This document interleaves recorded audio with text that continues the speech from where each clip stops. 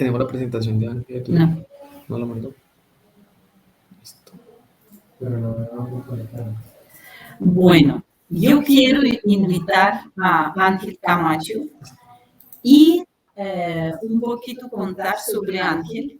Ángel es ingeniero electricista, especialista en gerencia de producción, especialista en procesos de automatización y candidato al grado de maestría de medio ambiente y desarrollo.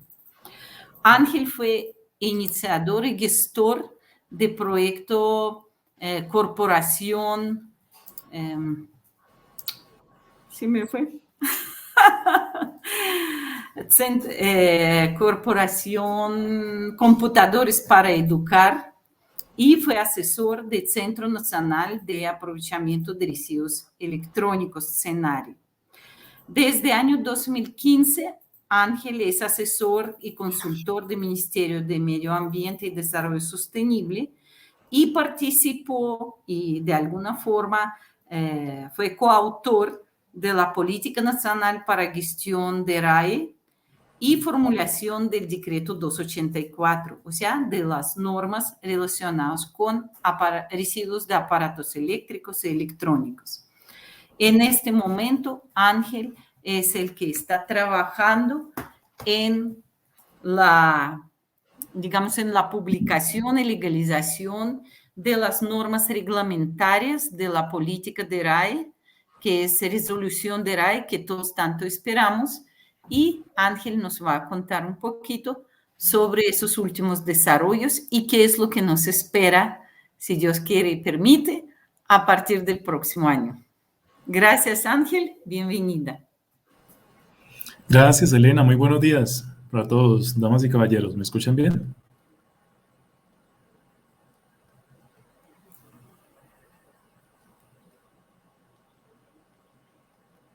¿Sí? ¿Me están escuchando? Perfecto, Ángel. Por favor, ¿puedes compartir la pantalla completa? Sí. ¿Ya la están viendo? Perfecto, Ángel. Muchas gracias por acompañarnos. Estamos atentos. Gracias, Elena. En este momento te están escuchando un gran grupo de 130 personas y estamos ansiosos de conocer los últimos avances. Bueno, muchas gracias, Elena. Es un placer también, en nombre del Ministerio de Ambiente y Desarrollo Sostenible, pues muchas gracias a Innova por esos espacios que son muy importantes, sobre todo a final de año, después de un año tan difícil, tan complejo. Tener contacto, así sea virtual, con mi tierra, mi Cali, pues es para mí muy placentero además.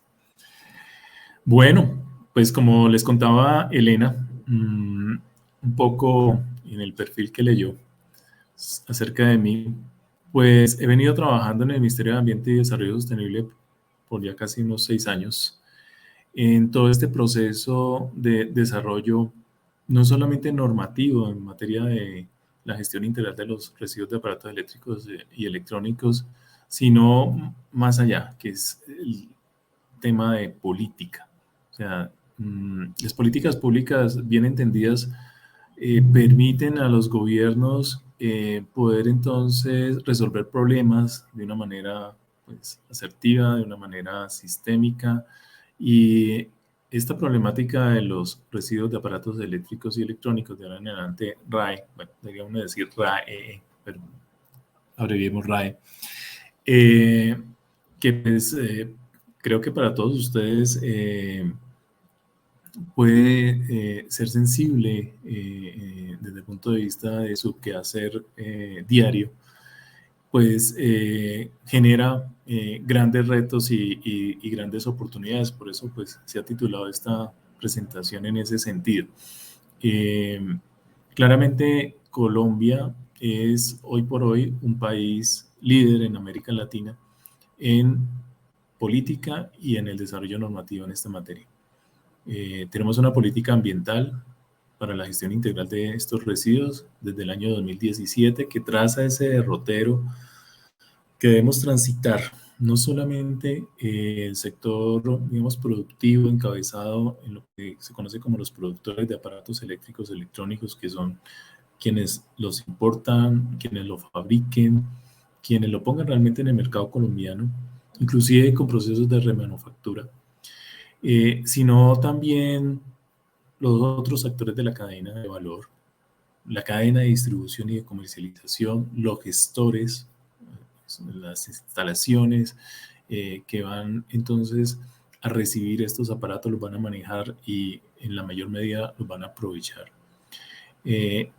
Además estamos nosotros los usuarios, que somos pues un eslabón supremamente importante. Vamos a discutir un poco de eso ahora. Y está todo el entorno, digamos, público, de los hacedores de la política, es el caso del ministerio, de las autoridades ambientales, bien sean nacionales, territoriales. Entonces, aquí los retos son realmente para todos los actores de la cadena. Las oportunidades también, creo yo, es para toda la sociedad en general. Bien, esta presentación pues podría tener, digamos, un objetivo muy particular, dado que estamos en este momento reglamentando los sistemas de recolección y gestión de RAE. Es una norma bastante importante, pionera también en América Latina, que no solamente determina esas reglas de juego con las cuales los productores pues van a poder cumplir con su responsabilidad extendida del productor, sino que también define otras cosas muy importantes, inclusive muy particulares para Colombia. Nosotros hemos tomado el reto de hacer de la gestión de los residuos de aparatos eléctricos y electrónicos realmente un sector viable, no solamente económicamente, sino socialmente y desde el punto de vista normativo, pues que tenga toda la seguridad jurídica para que realmente se dé esa gestión con unas reglas de juego claras, tanto económicas como legales, de tal manera que pues en sí ese es el gran reto, que finalmente se reglamente los sistemas de recolección. Ya hoy en día conocemos algunos, en el caso específico de los RAE, porque hay todo un desarrollo normativo alrededor de lo que en Colombia se conoce como los residuos postconsumo, pero en materia de RAE tenemos a los computadores y los periféricos, específicamente las impresoras, las pilas y los acumuladores, y a las bombillas con contenido de mercurio ya reglamentados bajo este instrumento de control, los sistemas de recolección y gestión. Anteriormente en las resoluciones se les llama sistemas de recolección selectiva. A partir de la ley 1672 vamos a hablar de sistemas de recolección y gestión. Entonces, decía que podía centrarme en eso, pero quiero llamar la atención, dado el pedido de Elena de hablar de retos.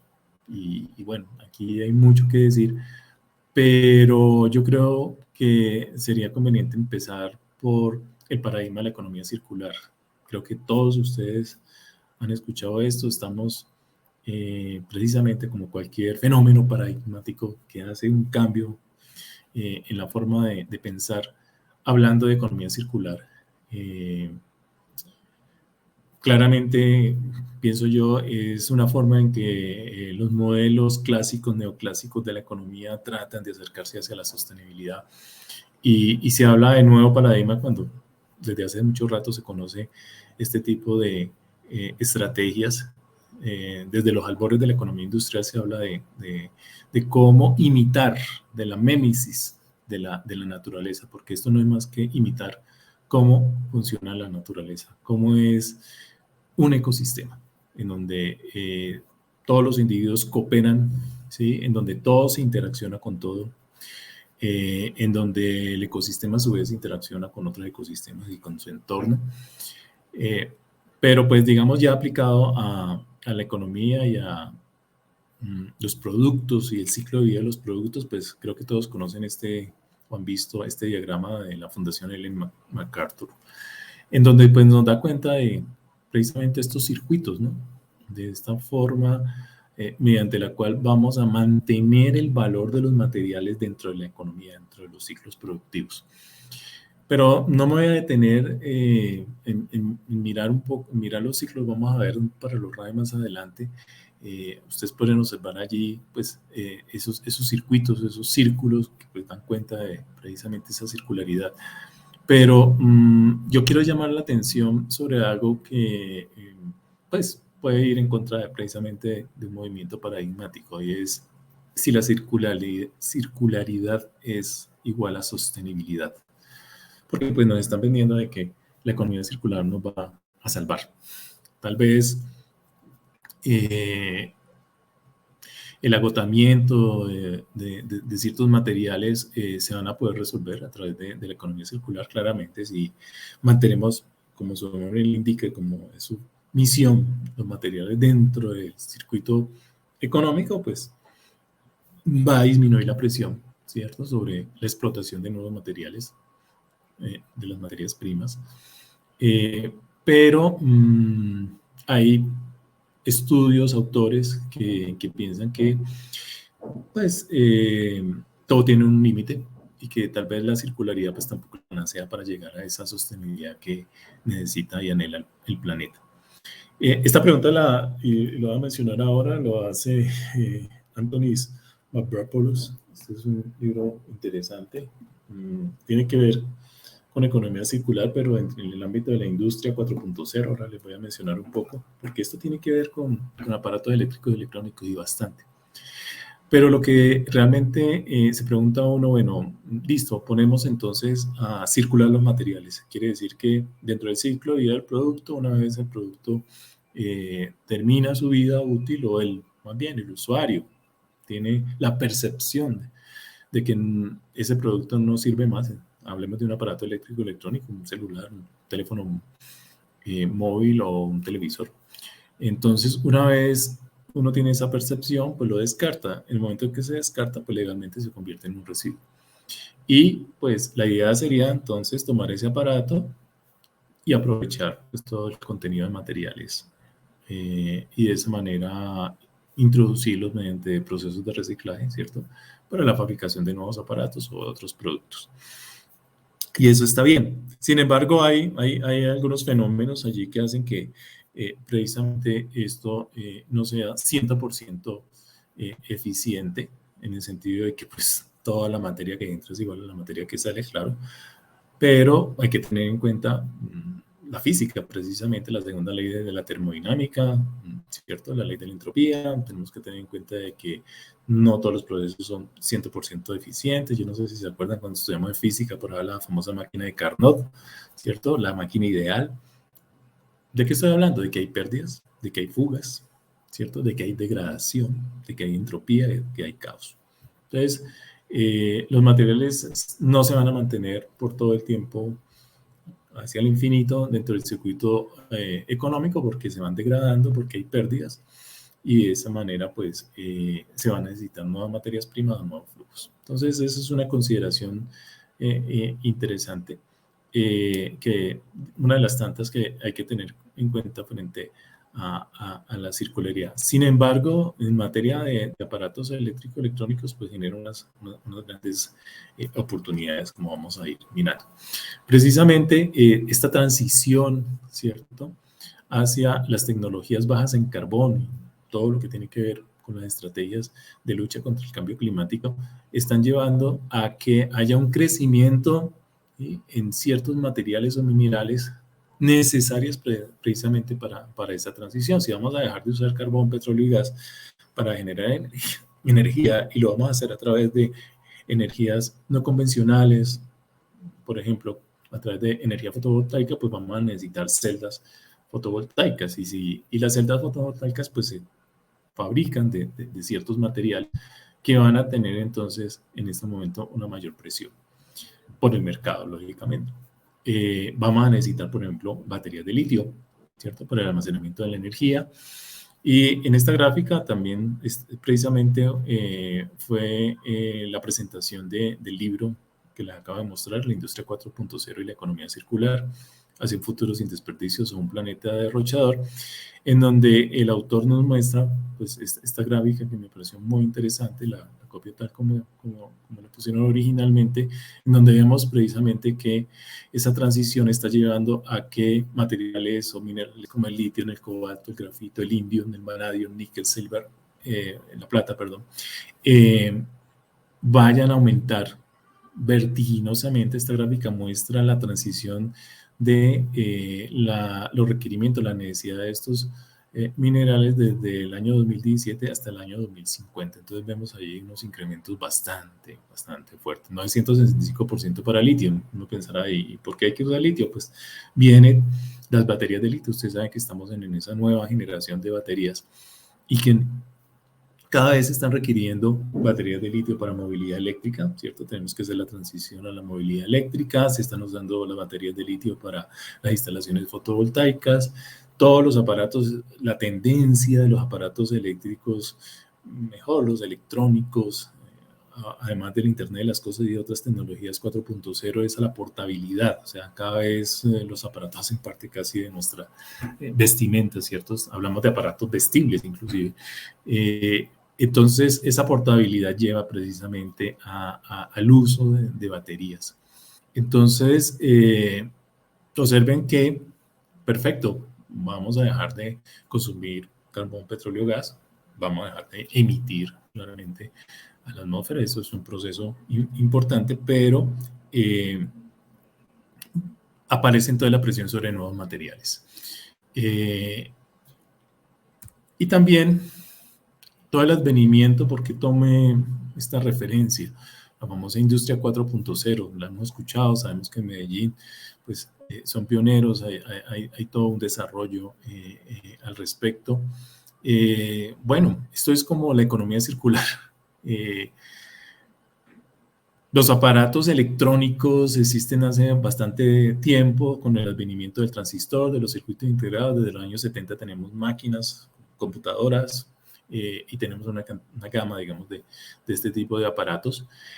Sin embargo, ¿qué está pasando ahora? Es que los aparatos están sintiendo, es que los aparatos nos hablan, es que los aparatos cooperan. O sea, hay una revolución frente a esto y hay una cantidad de tecnologías allí individuales, como ustedes pueden observar aquí, ¿cierto? El Internet de las cosas, o sea, todas las cosas van a estar conectadas al Internet. Nuestro vestido, nuestras gafas, nuestros tenis, la licuadora, la nevera, ¿sí? Se habla de que en toda esta inteligencia del Internet de las cosas y de la conectividad, muchos de estos aparatos van a adquirir tanta inteligencia que van a poder tomar decisiones por sí mismos. La nevera entonces va a tomar la decisión de hacer el pedido a la tienda cuando se agote un determinado víver que esté pues, refrigerado. Asimismo, tecnologías como el blockchain, ¿sí? Que gracias al blockchain existe otra paradigma, otra nueva forma de transacción monetaria, ¿cierto? Que esas son las monedas, las criptomonedas como el Bitcoin. Ayer precisamente escuchaba a alguien diciendo que había cierta alarma porque el consumo energético que está llevando este tipo de transacciones monetarias está creciendo vertiginosamente, exponencialmente.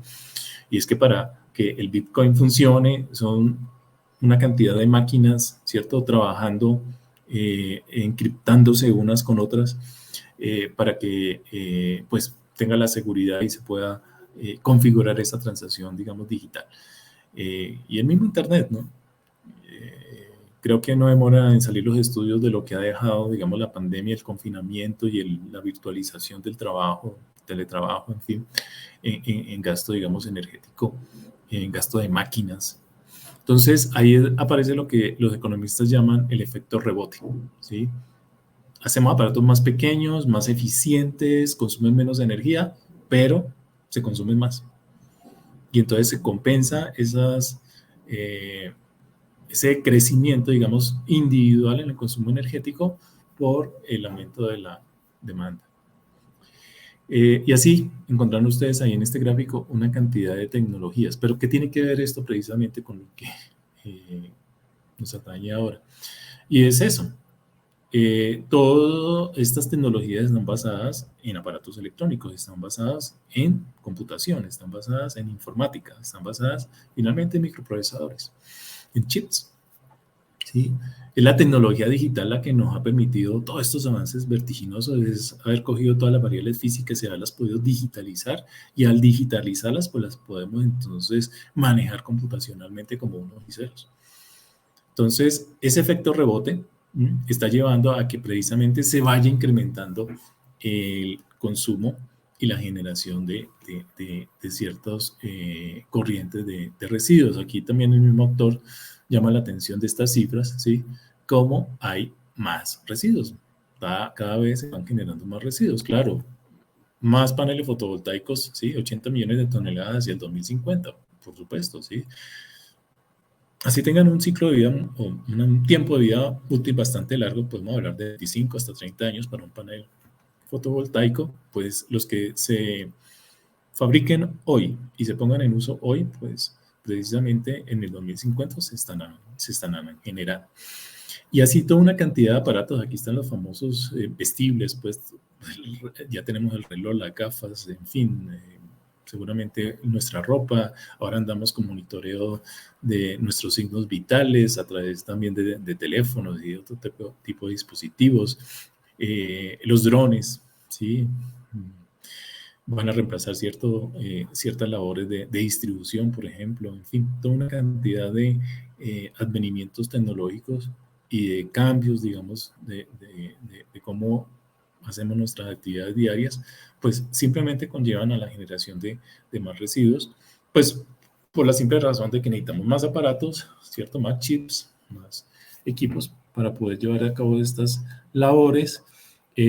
También viene un poco el afán, digamos, de la industria de introducir nuevos aparatos, cambiar las versiones, cambiar los modelos, lo que pues todo el mundo habla pero nadie sostiene, la obsolescencia programada, pero pues yo creo que de alguna manera todos lo vivimos. Yo tengo un computador que ya no quiere correr Windows 10. Me obliga de pronto el Windows 11, pero no tiene la capacidad, y en Windows 10 ya la cosa está complicada y ya Microsoft dice que no le da soporte sino hasta tal fecha. Entonces, pues eso se vive realmente en la vida práctica. Pues precisamente la Universidad de las Naciones Unidas viene haciendo desde hace unos años un monitoreo de esta generación de aparatos eléctricos y electrónicos cuando terminan su vida útil, o sea, cuando se convierten en e-wastes, en residuos electrónicos, y bueno, ya estamos en cerca de 54 millones de toneladas anuales, 7.3 kilogramos por habitante. Eso es lo que generamos anualmente. Estas son cantidades según el último informe de las Naciones Unidas. Claro, pues esto va de la mano del crecimiento económico, y lógicamente la industria, sobre todo oriental, pues se nutre, digamos, de esta producción, pues que solamente estará limitada porque ciertos elementos van escaseando, y por eso aparece la minería urbana, y por eso entonces hay que recuperar el litio, por eso hay que recuperar el cobalto, por eso hay que recuperar una cantidad de tierras raras que se utilizan en este tipo de aparatos para poder seguir fabricando más aparatos. Entonces, el reto, más allá del cambio de paradigma, más allá de si la circularidad nos lleva a la sostenibilidad o no, si el efecto rebote, si definitivamente pues nos toca tener en cuenta la termodinámica y definitivamente pues no hay eficiencia del 100%, siempre va a haber residuos, siempre va a haber degradación de los materiales, siempre va a haber pérdidas, no todo la energía se convierte en trabajo, ¿cierto? Está el calor y el calor se disipa, en fin, más allá de todo esto, claro, la generación de estos residuos, también por la falta, digamos, de una conciencia, ¿cierto? De un consumo responsable, de un consumo pensando precisamente en los impactos que tiene la generación de estos aparatos como residuos, porque pues nadie hace cuentas, ¿no? Y es muy interesante, recientemente también Heinz Boni, no sé si lo conozcan, él trabaja con el Instituto Suizo de Materiales, EMPA, muy conocido en Colombia, trabajamos mucho con él. Está presentando un estudio en donde se analizaba hasta qué punto la reutilización era ambientalmente eficiente. Porque si yo reutilizo un teléfono móvil con un tiempo de vida útil de apenas un año, y a sabiendas que para fabricar ese teléfono móvil se consumió gran cantidad de energía, gran cantidad de materiales, porque son intensamente consumidores de energía y de materiales, porque hacer chips, hacer esta electrónica son muchos pasos, son muchos procesos, entonces hay un uso intensivo de la energía. No tanto cuando yo ya lo voy a utilizar como aparatos, pero sí en la etapa de fabricación. Entonces, pues ahí los réditos de la reutilización, porque volver a hacer otro chip, pues el consumo energético sería muchísimo más grande. Sin embargo, cuando yo reutilizo mi nevera vieja de 20 años, que seguramente ya no es tan eficiente, empieza a pesar precisamente esa ineficiencia energética, porque pues de pronto una nevera nueva, ¿sí?, consume apenas el 50% de la energía. Entonces, hay unos elementos que hay que tener en cuenta y que simplemente, pues, iniciando, les dejo como reflexión. Bien, pero pasemos un poco al ámbito colombiano. Claro, entonces tenemos que mirar cuántos aparatos eléctricos y electrónicos se ponen en el país. Tenemos que estimar, porque hasta ahora podemos hacerlo bajo modelos de estimación, cuántos se generan y miremos entonces cuántos se está recolectando hoy día. Y ahí podemos empezar a sacar unas conclusiones interesantes. Entonces, como ustedes ven, ahí tenemos las importaciones de aparatos eléctricos y electrónicos, ¿sí? La barra azul, tenemos la generación, que es la barra naranja, y tenemos la barra gris, que indica cuánto se está recolectando. Tenemos un 11% de lo que se está generando en total, ¿sí? Este es un análisis que se hizo hacia el año 2017, sin embargo tenemos un análisis reciente de 2019 y pues la situación, digamos, está más o menos en el mismo nivel. Estamos recogiendo el 12%, esto es recolección por los canales formales, ¿sí? Puede haber, digamos, una recolección informal, como bien saben ustedes, a través de empresas como llamadas chatarrerías o chatarreros, está también los recuperadores informales, los recicladores de oficio, que también, y está lo que se dispone inadecuadamente, desafortunadamente, a través del circuito domiciliario de aseo. Pero digamos que tenemos un gran gap, ¿cierto?, entre lo que estimamos que se está generando y lo que se está recolectando. Por eso entonces la política pública y el desarrollo normativo apunta a eso, a tratar de disminuir ese gap, porque lo que no se recoja formalmente pues queda en riesgo de una gestión informal. Y una gestión informal es la que causa realmente los impactos negativos a la salud y el ambiente. Entonces, bajo esta perspectiva es que se viene desarrollando todo el proceso normativo. Ahora, la gestión integral, se habla mucho de gestión integral, pero realmente hay que entender muy bien de que la gestión integral no es simple, es compleja. Se trata de unir, de coordinar y de poner, digamos, dentro de un enfoque sistémico muchos elementos. Nosotros en Colombia, pues afortunadamente lo estamos haciendo bien desde hace unos años. Diagnosticamos la problemática consistente en una disposición y manejo inadecuado de estos residuos de aparatos eléctrico-electrónicos. Tenemos una política y un marco legal. Estamos propendiendo ahora acabo de hacer una charla precisamente en unos talleres con la autoridad ambiental, donde presenté, digamos, lo que estamos manejando como estrategia de sensibilización, concientización o de educación, ¿cierto? No solamente de los usuarios, consumidores, sino de todos los actores de la cadena. Tenemos el instrumento de control, que son los sistemas que están reglamentados, la obligación a través del principio de la responsabilidad extendida del productor, que indica o que responsabiliza, ¿cierto?, endilga al fabricante o al importador. Si usted pone este aparato en el mercado, hágase cargo del aparato una vez termina su vida útil y una vez el usuario lo devuelve, lo entrega. Y otros elementos adicionales como pues la financiación del sistema, que en el caso de Colombia la hace totalmente el productor, es el que tiene que internalizar los costos de esa gestión, bien sea porque mira, ¿sí?, aguas arriba donde puede disminuir esos costos, o porque le transfiere, digamos, el costo al usuario, al consumidor, y todo un sistema de trazabilidad también y de seguimiento que nosotros, digamos, que hemos generado también recientemente. Tenemos un registro, por ejemplo, de productores y comercializadores de aparatos eléctricos y electrónicos.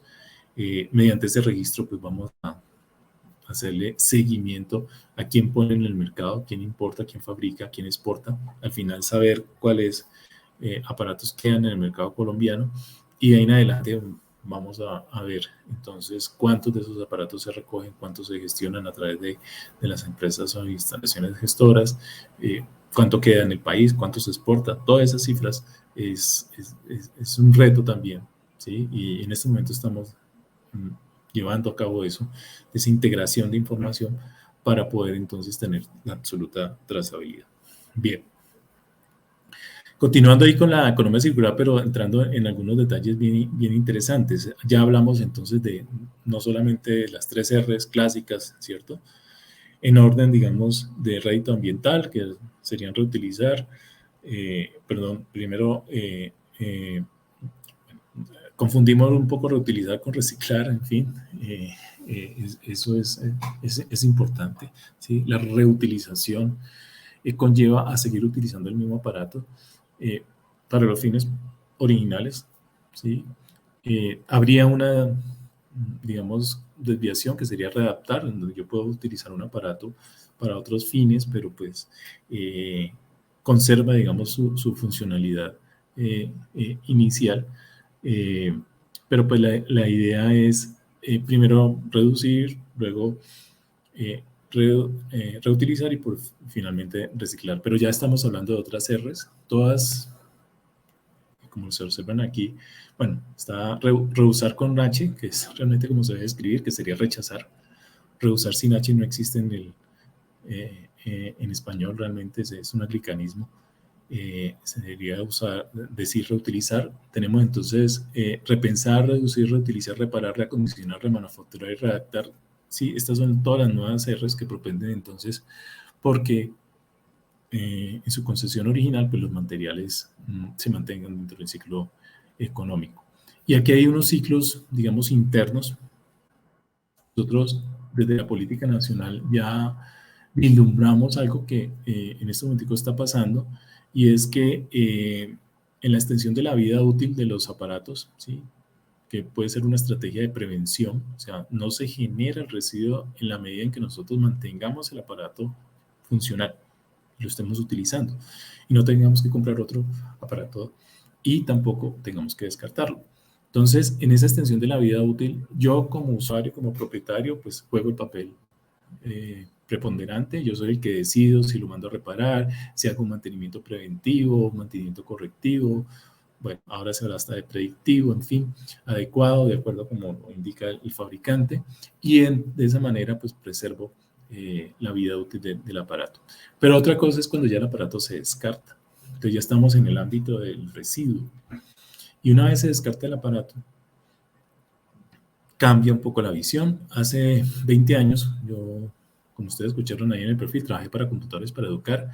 Nosotros recolectábamos computadores donados por las instituciones públicas, por las empresas privadas y por nosotros los consumidores. Y en unos centros de reacondicionamiento hacíamos todo un proceso técnico, ¿sí?, y también desde el punto de vista informático, para poner ese aparato en condiciones funcionales las mejores posibles. Y los entregamos a colegios y escuelas públicas del país con un acompañamiento pedagógico. Entonces, ahí estamos hablando ya de residuos, porque eran aparatos descartados. Entonces, allí viene ese proceso, ese cambio también un poco paradigmático, porque pues antes, hace 20 años en Colombia hablaba de reacondicionamiento, pues nadie le paraba bolas, y en Europa no se veía con buenos ojos. Ahora es todo lo contrario. Ahora se está propendiendo porque un aparato que llega a un sistema, llega a un gestor y ha sido descartado, o sea, está dentro del ámbito de los residuos de aparato eléctrico y electrónico, lo primero que se debe hacer es una prueba de funcionalidad y tratar de aprovechar el aparato como aparato. no como material, no para hacer un desensamble o hacer, digamos, una desagregación de materiales, sino como aparato.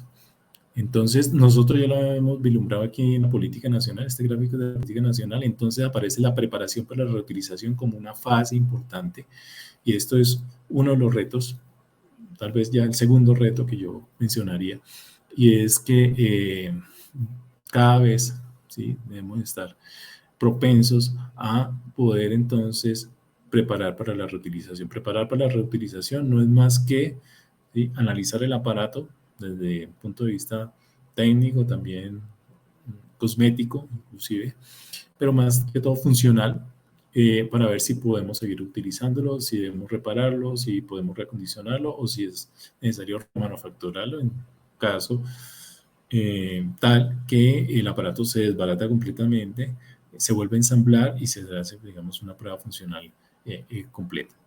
Y el objetivo es que regrese al mercado. Bien, esto ya empiezan los estándares a vislumbrarse.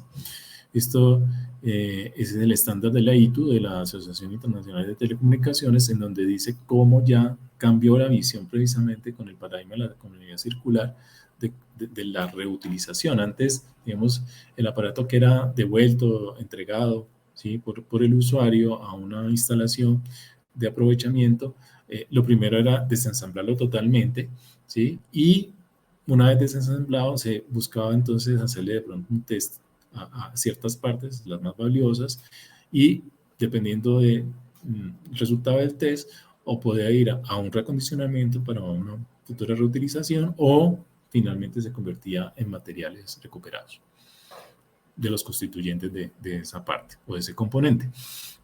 Ahora la recomendación es que de entrada a todo el aparato, todo el equipo, ¿sí?, se le haga entonces una prueba de funcionalidad completa, integral, y es posible que el aparato no requiera de desensamblar ninguna parte, sino que por el contrario, funcionalmente como un todo, ¿sí?, está apto para ser reutilizado. Se podría reparar, reacondicionar, poner otra vez en condiciones de funcionalidad óptimas, y más bien decidir, ¿sí?, si en ese momento, si no cumple con esos mínimos requerimientos de funcionalidad, pues ahí sí desensamblarlo y llevarlo al reciclaje para su aprovechamiento. Entonces, esto ha cambiado.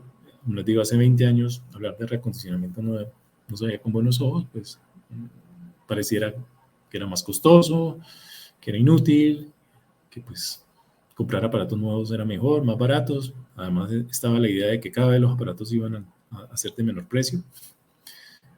Parece que no. Yo veo que el iPhone o las series de iPhone cada vez cuestan más, no es que bajen de precio.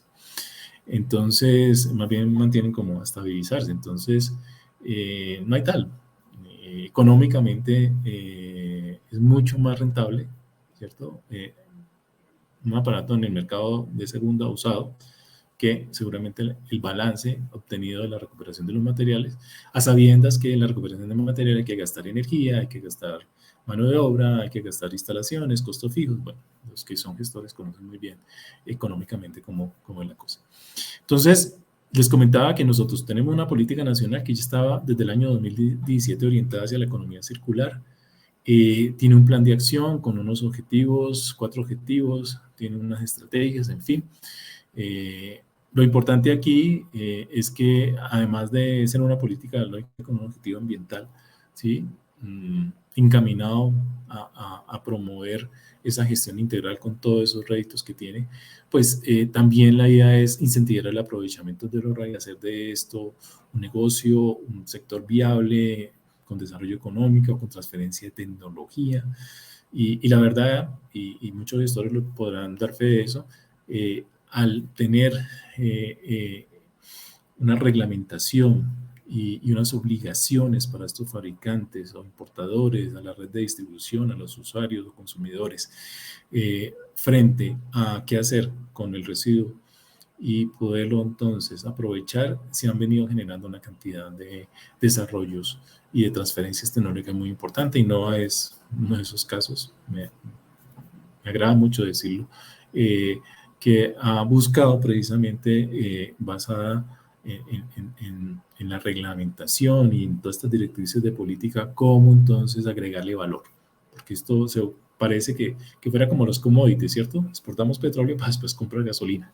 Entonces, la idea es, démosle más valor, aprovechemos, miremos entonces cómo recuperamos los materiales, cómo los purificamos, cómo le damos valor, y ahí sí, pues exportemos al mercado, pero con valor agregado, no sin valor agregado, pues nos va a dejar todavía en la senda, pues, de subdesarrollo tecnológico y de la pobreza económica. Entonces, eso es lo importante de una política que vislumbre, ¿sí? Esas estrategias para hacer de un problema, pues, una solución, pero también una oportunidad para la sociedad. Bien, tenemos todo un desarrollo normativo, no voy a entrar en mucho detalle, más allá de, para los que no conozcan, que tenemos una ley marco, la ley 1672. Somos de los pocos países en América Latina donde tenemos una ley marco. Eso es una gran característica, digamos, de la gestión integral del HORRA en Colombia, y de esa ley marco pues se deriva todo el desarrollo normativo ya particular. Lo importante de la ley marco, la ley 1672, es que pues los residuos de aparatos eléctricos y electrónicos son de gestión diferenciada, de que el principio de la responsabilidad extendida del productor debe operar para lograr esa gestión ambientalmente adecuada, y de que deben ser los productores, es decir, fabricantes nacionales, importadores, remanufacturadores o integradores, los que deben entonces asumir esos costos. Que los internalicen vía precio es otra cosa, pero en principio los asumen los productores. Eso es lo más importante, y ahí viene todo un desarrollo, pero realmente, vuelvo e insisto, pues lo importante es la resolución que va a reglamentar los sistemas de recolección. Ahí es donde se van a generar las grandes oportunidades. Bien, ¿qué hace este proyecto de resolución? Pues, en primer lugar, ponerle foco, ¿cierto?, a los aparatos. ¿Cuáles son los aparatos?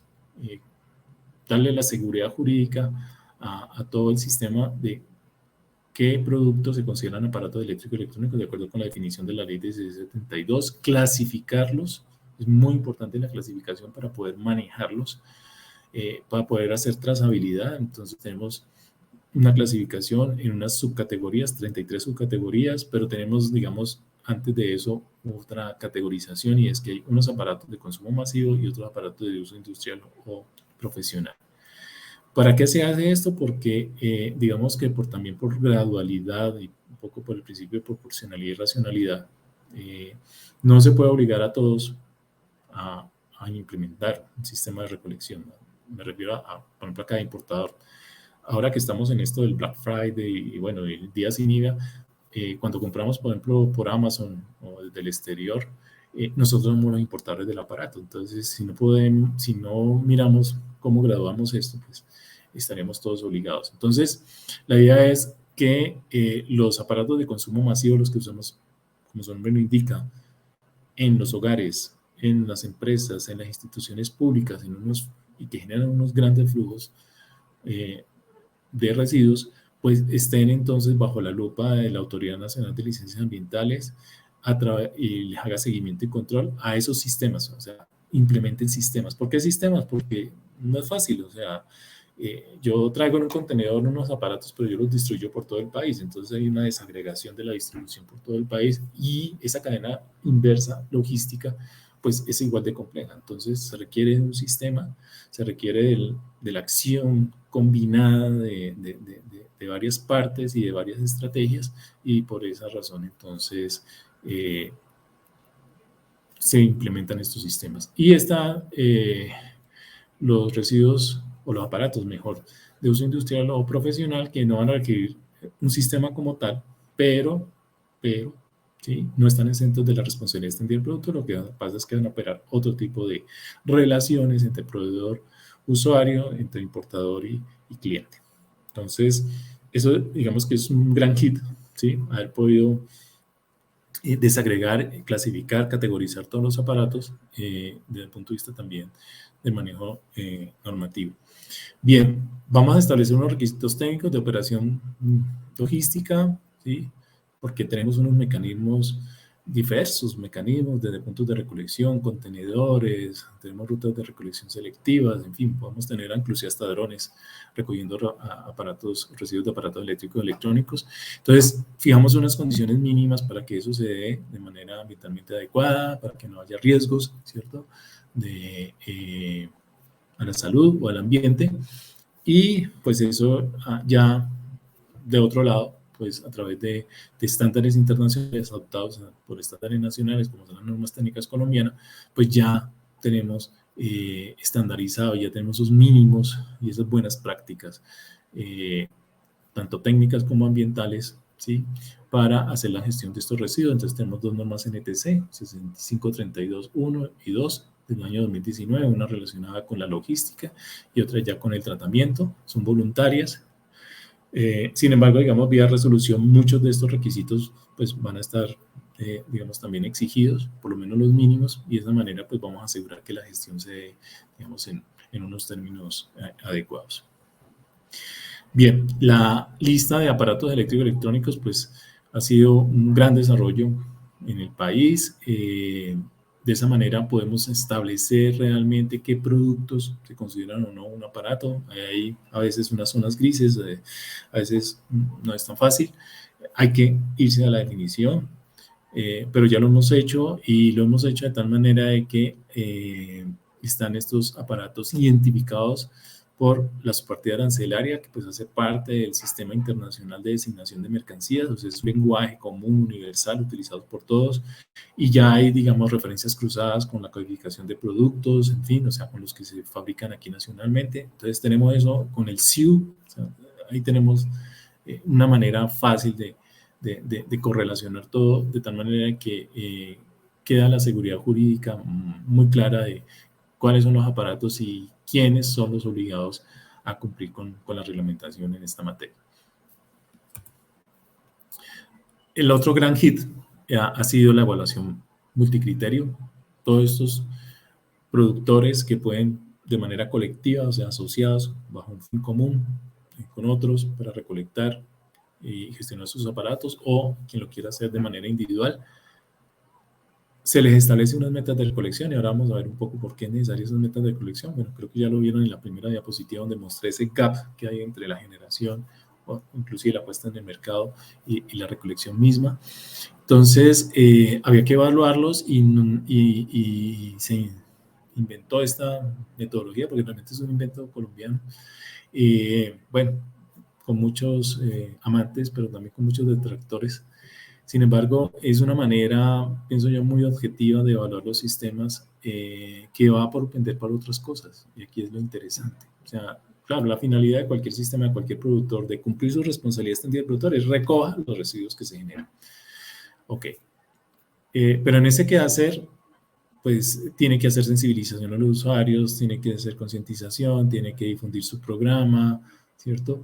Tiene que lograr una cobertura geográfica, porque pues no bastará con recoger, ¿cierto?, donde sea menos costoso, donde haya más densidad poblacional, y porque por el principio de universalidad todos los colombianos en parte del territorio nacional tenemos derecho a gozar del ambiente sano y por lo tanto a tener este mecanismo, cualquiera de los mecanismos implementados, o sea, a poder devolver nuestros residuos, ¿cierto?, al productor.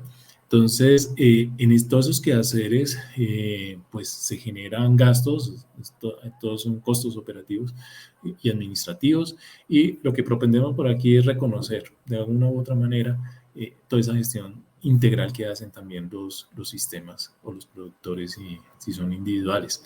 Y hay un elemento allí que inclusive desde la resolución 1297, que después se modificó por la 2246, que ya implementaba evaluación multicriterio, pues ha permitido unos desarrollos bien importantes, y es, señores productores, por ley, por la ley 1072, ustedes tienen que propender por el aprovechamiento, para maximizar el aprovechamiento de los residuos.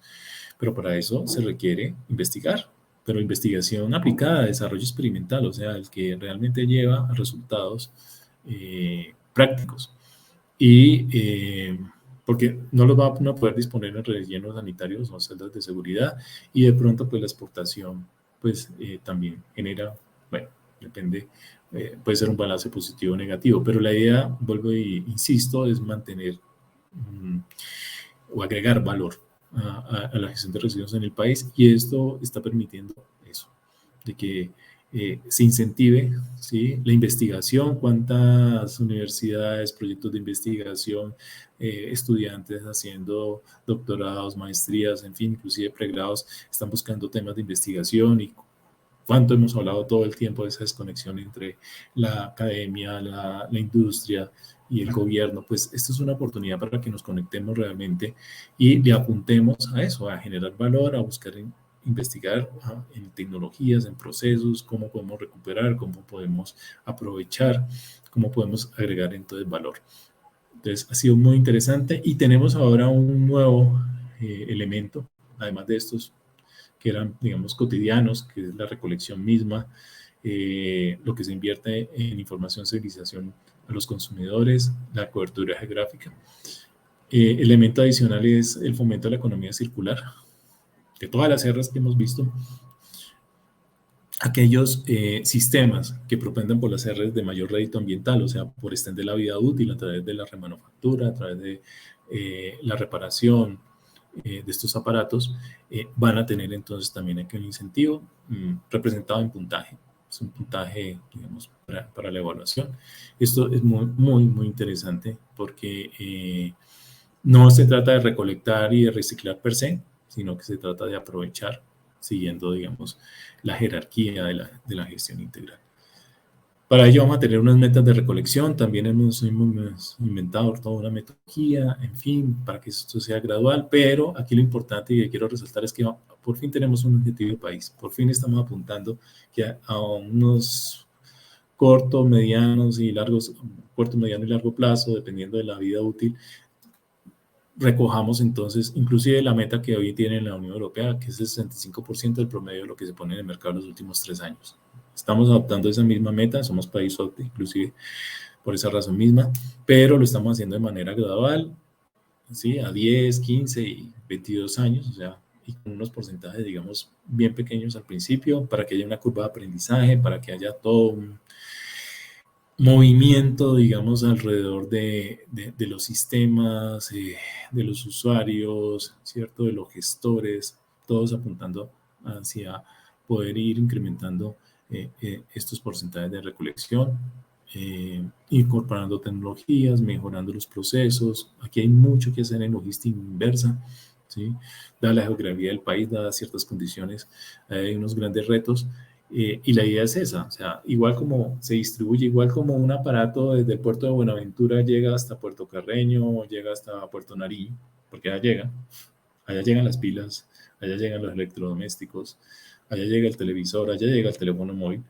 De esa misma manera entonces debe retornar, ¿sí? No necesariamente a Buenaventura, pero sí a una instalación gestora que puede estar ubicada mucho más cerca, ¿no? Bogotá, ojalá estuvieran en ciudades intermedias. Pero de eso se trata, o sea, es una eficiencia logística, ¿sí? Y por eso se habla de logística inversa. De la misma manera como se distribuye, pues también se debe retornar. Bien, finalmente, de todos estos criterios, únicamente va a importar recoger la meta mínima, o sea, cumplir con el criterio de recolección y cumplir con la cobertura geográfica. Los otros 3 criterios solamente se utilizarán, y esto es una pelea que estamos dando porque se entienda de esa manera, solamente si usted, hablo del sistema, no es capaz de recoger ni siquiera la meta mínima. Si recoge la mitad de la meta mínima, el 50% de la meta mínima fijada, tendrá que recurrir a los demás criterios hasta lograr el mínimo puntaje, que son 70. De lo contrario, si se cumple con la recolección mínima y con la cobertura geográfica, tiene los 70 puntos mínimos. Esto está demostrado, digamos, matemáticamente. Bien, entonces la última reflexión que les voy a dejar es que cuando uno hace el cálculo y las proyecciones de cómo va a operar la recolección en el país con estas metas, y ya que estamos estimando la generación, y vamos entonces, ¿sí?, partimos de lo que se pone en el mercado y que pues en el futuro se va a ir convirtiendo en residuos de aparatos eléctricos y electrónicos, y vamos descontando una cantidad de flujos que por la normativa pues se vuelven en descuento realmente, ¿sí?, como es el empaque. no estamos teniendo en cuenta el 10% del empaque. Claro, esta es la puesta en el mercado en toneladas brutas, lógicamente eso viene con empaque y hay que descontarlo.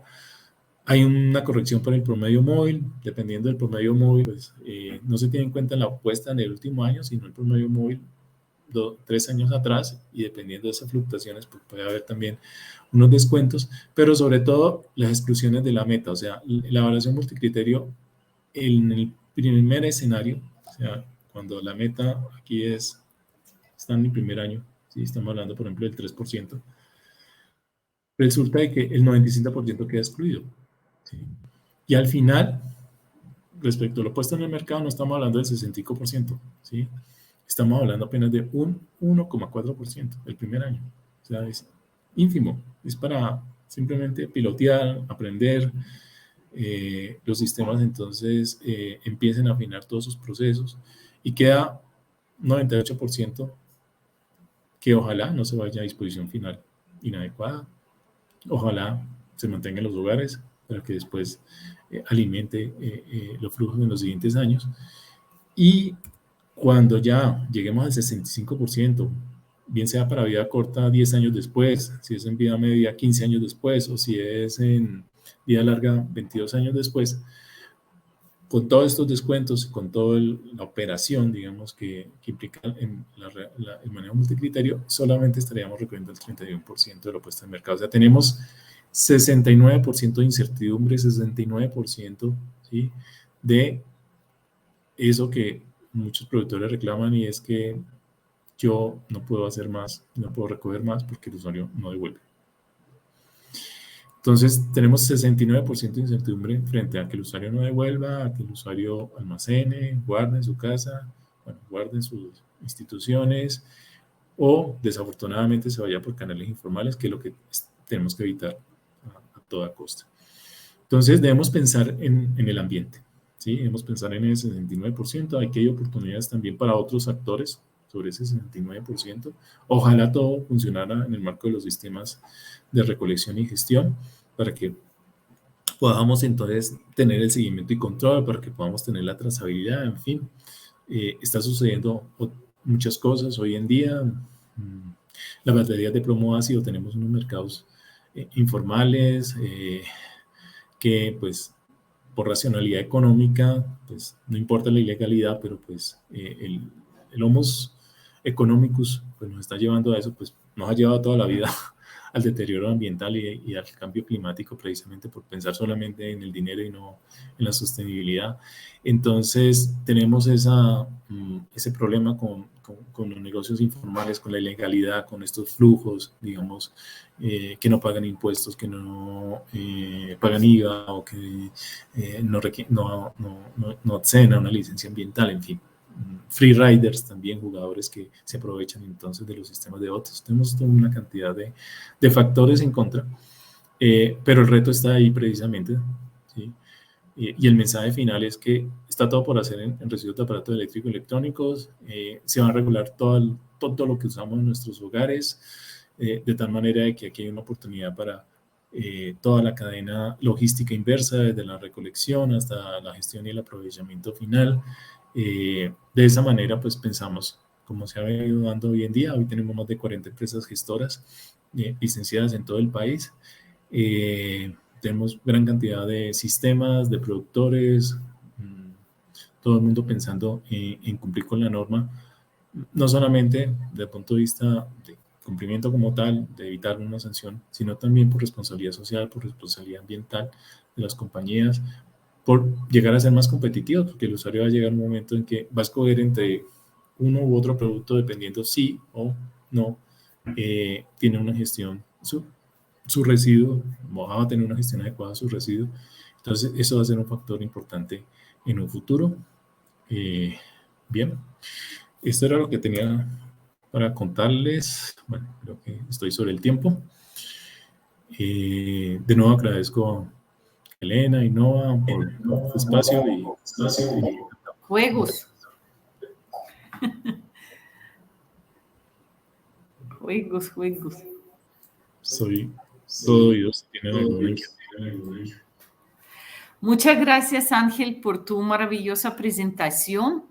Ahora vamos a dar acceso a todos los conferencistas. Hay dos preguntas. Perdón, Ángel, hay dos preguntas específicas para ti, donde las personas votaron. Por favor, essas perguntas é muito importante que compartimos e respondemos. Uma pergunta: como se garantiza que com os cambios que se vienen para a RAE não ajude a diminuir a vida útil de los aparatos, teniendo en cuenta que este es un país donde arreglamos los aparatos que se nos dañan y una nevera, por ejemplo, puede durar más de 15 años. Yo le adiciono 30 años. Ángeles, pregunta para ti. No, pues es lo ideal. Ojalá podamos mantener nuestros electrodomésticos en uso hasta que definitivamente no podamos ni repararlos ni recondicionarlos y por su vejez o su obsolescencia no programada, sino realmente funcional, pues se conviertan en residuos. No, pensamos que precisamente hemos hecho los análisis de vida útil y hemos utilizado un modelo probabilístico basado en una probabilidad de Weibull que permite modelar eso, de que habrá aparatos que se pueden dañar muy al principio de haberlos comprado, de haberlos puesto en uso, y es natural, normal, porque pues son aparatos eléctricos o electrónicos que por esa naturaleza pueden fallar, ¿sí? De hecho, los aparatos se comportan como los humanos. Tenemos una alta probabilidad de enfermarnos o de morir cuando nacemos y a medida que pasa el tiempo, pues va bajando esa probabilidad, en la adultez es baja y cuando vamos envejeciendo vuelve otra vez y sube. Se llama la curva de la bañera invertida, o de la bañera, ¿sí? Como una U. Entonces, esa modelación da cuenta de eso, de que hay aparatos que por condiciones inclusive de mal uso, de no leer las instrucciones cuando los vamos a utilizar por primera vez, por condiciones anormales en el fluido eléctrico, en fin, climáticas, fallan. Y habrá otros aparatos entonces que van con buenas condiciones, pues van a durar hasta la vida útil que se diseñó. Entonces, Gracias, Ángel. Siguiente pregunta, por favor. ¿Cuál sería el indicador o la meta de recolección y aprovechamiento de RAE de este tipo de residuos para el año 2022? No, va a depender del momento en que la resolución Me imagino que es por categoría. Se promulgue, pero la idea es que a partir de que se promulgue, hay de todas maneras un año de cero meta. O sea, si se llegara a firmar el 31 de diciembre de este año, entonces en 2022 no habrían metas y las primeras metas son a partir del 2023. Siempre va a haber un año, perdón, de gap, o sea, de tolerancia.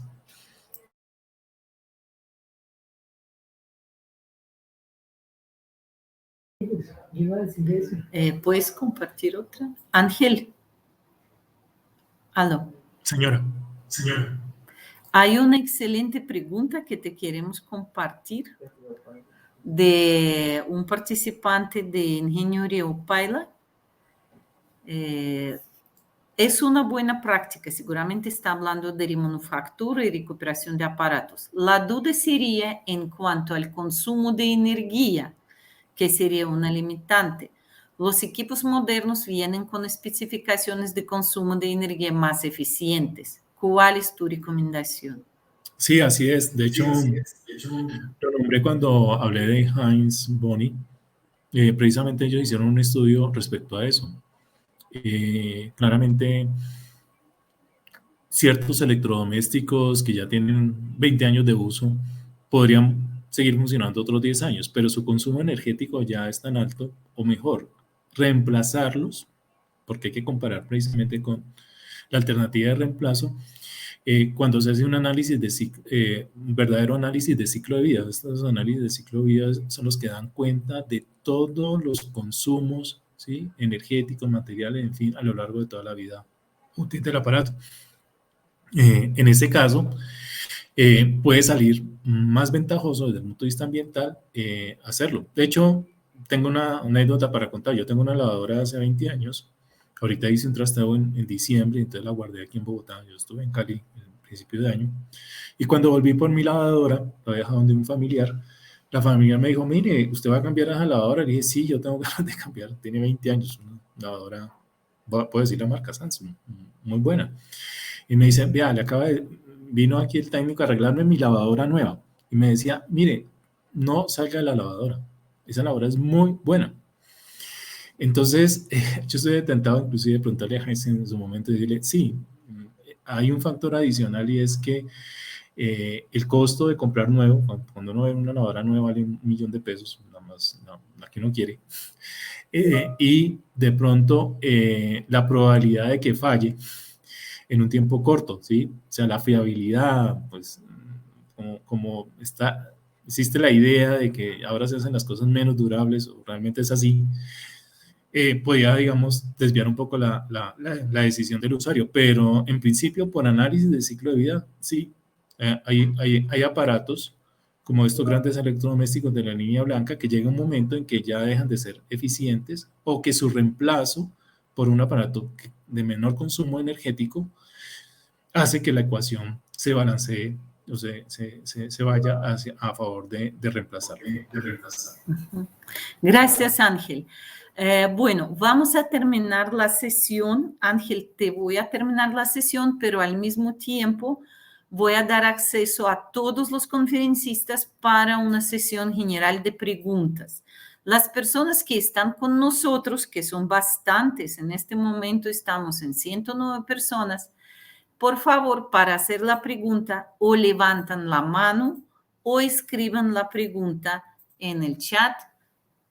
¿Dónde mejor, Sebastián? ¿En el chat o en preguntas y respuestas? En preguntas y respuestas.